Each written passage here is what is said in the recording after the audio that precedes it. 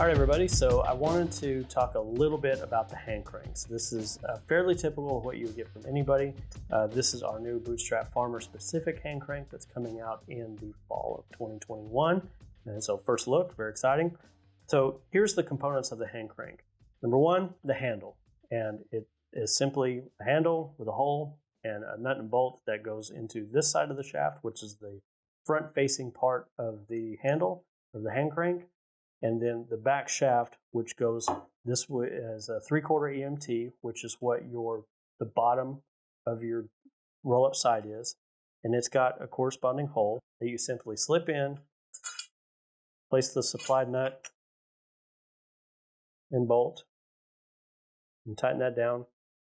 And so the thing to really pay attention to is that this hole, it slides down on a guide rod that's 2 foot away from the end of the house, and it cranks down and it cranks up.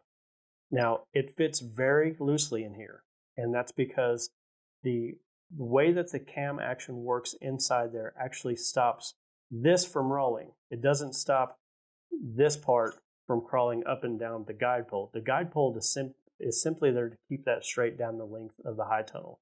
So all the holding mechanism and all the turning ratios is simply within these gears that is attached to this shaft only. So the braking is here, not here.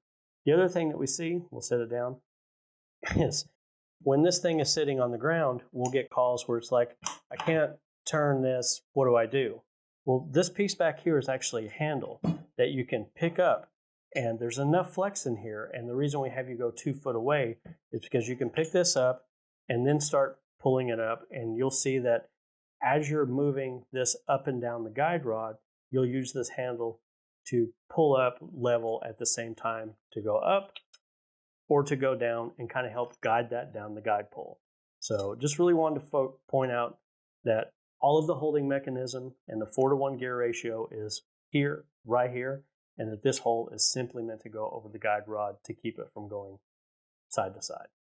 I'll talk about something I get a lot of questions about, and that is this hole right here.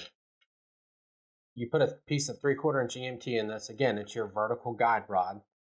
And this is what it does, is it keeps this. If I turn this crank and this stays in one place, the gearbox is just going to spin around in a circle.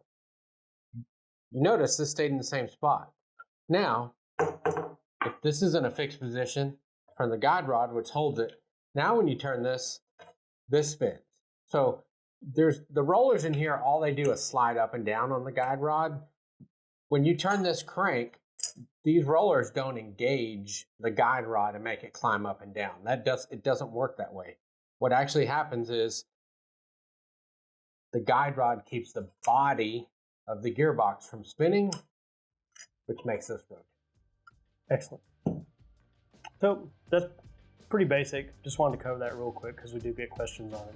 Up next, we will talk about what you do if you have a double layer plastic.